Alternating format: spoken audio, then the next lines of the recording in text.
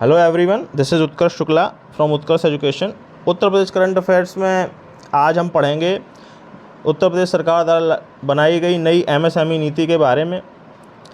इस नीति के प्रमुख विषय क्या हैं, उनको कैसे लिखना है, उनको कैसे याद करना है, वो भी आप देखेंगे क्योंकि आने वाले पेपरों में वो बहुत इम्पॉर्टेंट हो सकते हैं। सरकार ने अभी एमएसएमई नीति जो बनाई है उसके प्रमुख बिंदु इस प्रकार हैं। इस एमएसएमई नीति में जो लैंड बैंक की सबसे बड़ी समस्या है एमएसएमई उद्योगों को होती है, उसके लिए यह काम किया गया है कि ग्राम सभा की 5 एकड़ भूमि को पुनर्ग्रहित किया जाएगा और वह जो उद्योग निदेशालय को वह भूमि निःशुल्क स्थानांतरित की जाएगी। उस पर भूखंड विकसित करने का काम कर विभाग करके डीएम सर्किल रेट पे उसे एमएसएमई को लिए आवंटित करने का काम उस इलाके का डिस्ट्रिक्ट मजिस्ट्रेट करेगा। इसका मतलब क्या है?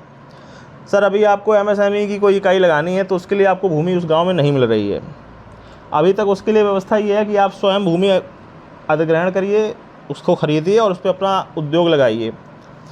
जिस प्रकार से बड़े बड़े इकोनॉमिक जोन हिंदुस्तान में फैले हुए हैं, इसके ज़रिए प्रत्येक गांव में एक छोटा सा इकोनॉमिक जोन बनाने का कार्य चल रहा है, जिसमें ग्राम सभा की 5 एकड़ ज़मीन को जो सरकार अपने अंडर लेगी और उसको एमएसएमई उद्योग लगाने वालों को बेच देगी।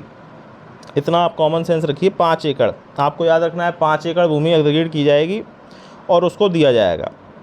दूसरी बात, 1917 की जो एमएसएमई नीति है उसमें एक समस्या ये थी कि जो एमएसएमई इकाइयों को देय लाभ था वो नेट जीएसटी से लिंक था। इसके कारण सर ये हो रहा था कि नेट जीएसटी से लिंक होने के कारण देय लाभ ऑलरेडी बहुत कम हो जा रहा था, जिससे अधिकतर एमएसएमई उसका लाभ उठा ही नहीं पा रही थी। इस समस्या में उसको दूर करके और सरल कर दिया गया है। इस नई नीति के तहत स्थापित होने वाले नए एमएसएमई उद्योगों को 10 से 25% तक का पूंजीगत अनुदान भी दिया जाएगा। बुंदेलखंड और पूर्वांचल में इकाई लगाने पर अनुदान की सीमा 25, 20 और 15 रहेगी। एमएसएम मीडियम, स्मॉल और माइक्रो के लिए ये सीमा रहेगी। मध्यांचल में यही सीमा 20, 15 और 10 होगी।